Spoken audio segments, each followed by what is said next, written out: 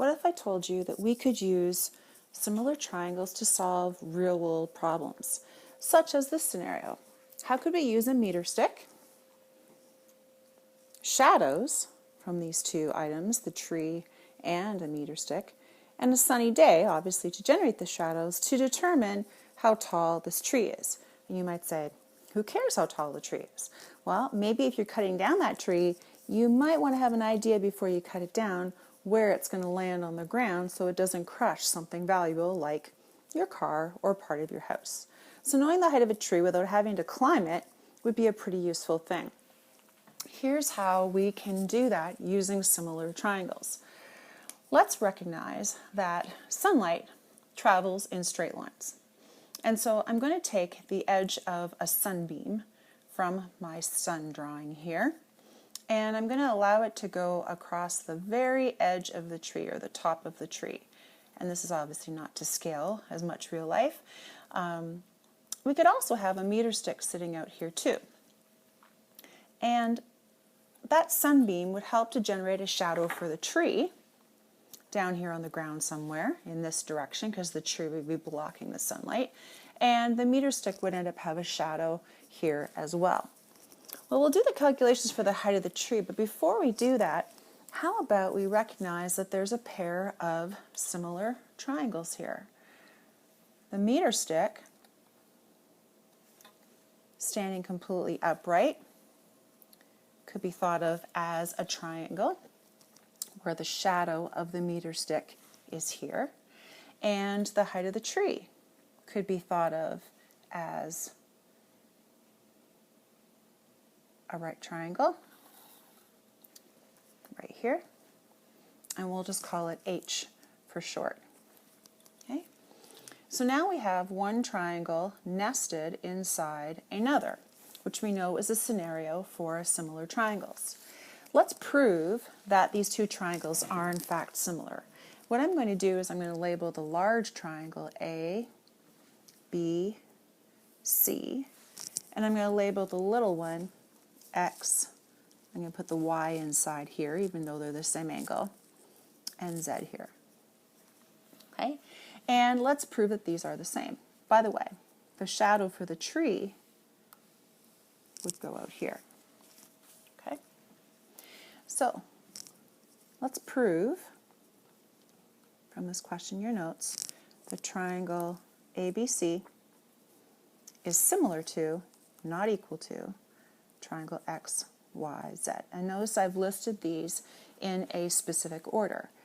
A matches up with the corner between the sunbeam and the vertical object, as does X. That's why they're both listed first. Y and B are a shared angle between the two triangles, and Z and C are at the right angles, and so that's why they're listed together as well. So first, second, third. You could mix up the order as long as you keep the angles that are equal paired up in the correct order with each other. When we do a proof like this, showing that two angles or triangles are similar using angles, we need three angle proofs. So let's begin with angle A being equal to angle X. So that's this one being equal to this one. So how do we know that they're equal? We have to provide a reason. Well, because they share a common base and they're both perfectly upright, we know that they're parallel. So this angle here and this angle here, because of parallel line theories, are corresponding angles. So we can say because they are corresponding angles. We learned about corresponding angles in the previous lesson. Next, let's compare angle B in the large triangle to angle Y in the little triangle. Well, why are they equal? Well, because they are a shared angle. They're the same angle in both triangles.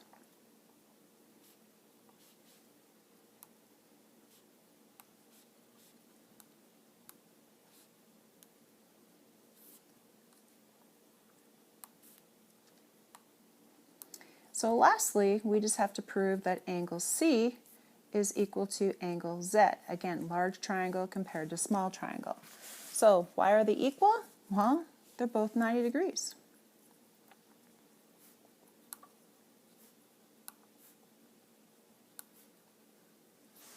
And there you have it. An initial proof statement showing which two triangles you want to show are similar, and then 3 pieces of evidence, one for each pairing of angles from the little triangle to the big or vice versa, and a reason for why they are equal. All right, in part B of this question, we are asked to actually calculate the height here, okay?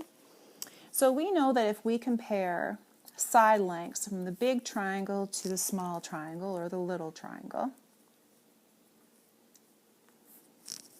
we can compare this side to this side.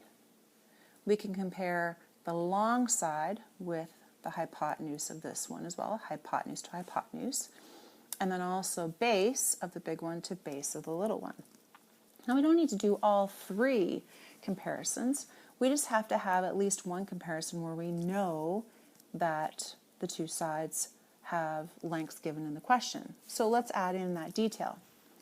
It says here in the question that the length of the meter stick shadow is 0.65. So again, please note this is not drawn to scale. And we're told that the length of the tree shadow, that would be this, is 34.1. So I'm going to compare the bases of those 2 triangles, large to small or big to little. 34.1 is to 0.65 as the large side here, or the height of the triangle, is to the meter stick, 1.00 or just even 1. Then I just need to solve for h. Well, it's being divided by 1, which means I can multiply by 1 on both sides, but that's really not going to change much, is it?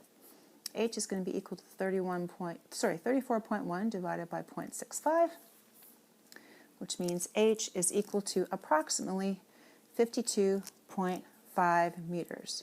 Or a little more than 50 meter sticks stood on end to end. This is a pretty tall tree, okay? But within reason for what the height of a real tree would be. There you have it. Let's move on to the next question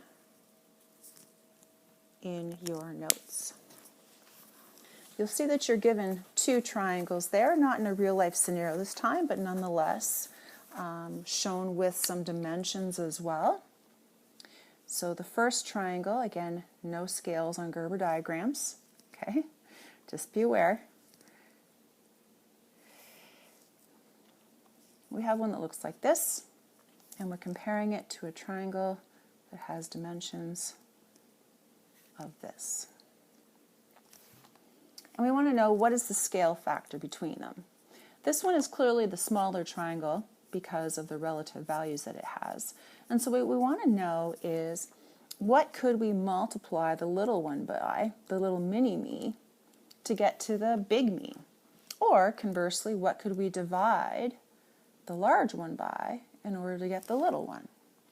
So again, let's set up some side proportion ratios. Let's go big to little, big triangle to little triangle. And what I want you to do first, before we set those up, is I want to make sure you get sides that truly do match each other. I like to make an allusion to the 3 bears.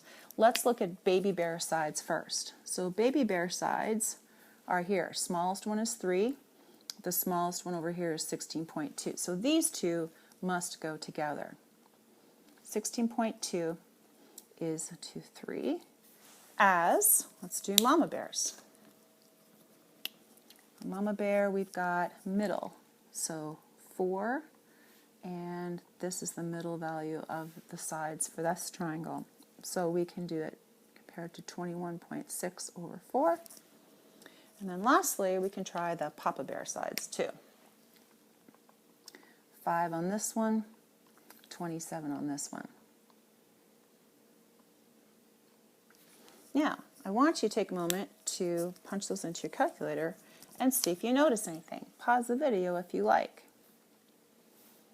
and then unpause it when you're finished.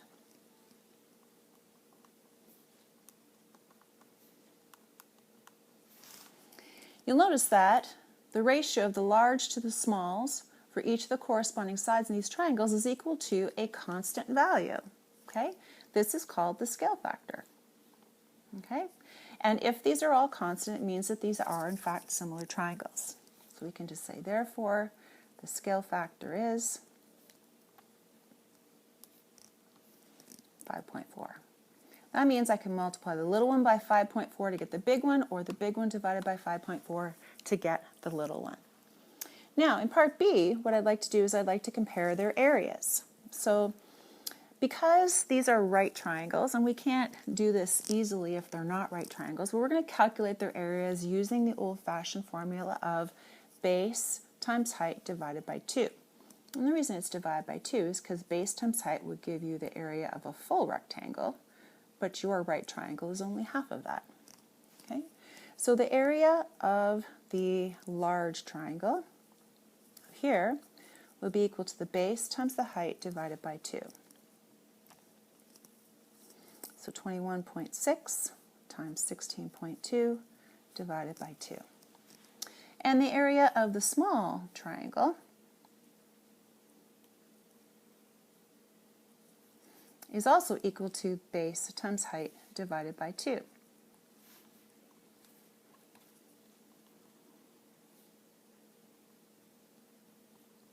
This one I can do in my head. 12 divided by 2 would be 6, and there's no units, so we can't tell here what they are squared, but that's fine. And this one, when you punch it into your calculator, becomes 174.96 squared units, whatever the units are in these. And we'd have to assume they have the same units in order for them to be similar triangles too, or to do this comparison I'm looking at here. Now, do we notice anything between these two numbers? Well, not really. If I multiply this one by 5.4, I most certainly do not get that one. But let's try something. Let's see what the ratio of the areas is. Let's do 174.96 divided by 6, the area of the big one divided by the area of the small one. Lo and behold, we get 29.16. You might go, lo and behold, what? That doesn't look like anything. Well, actually, I think if you square the k value that you found up here, in other words, if you do 5.4 squared, because we're dealing with squared units instead of linear units, you might find that that comes out to 29.16. So what's really important to know is that if you have two triangles that are similar, whether they're right angle or not, this is a pretty cool tool, in that the area of the large and the area of the small are related through a k squared relationship. So that if you know the area of one, you can multiply it by k squared to get the area of the large one, or you can take the large one, divide it by the k squared value to get the area of the small one. And that's a really important relationship to know as well.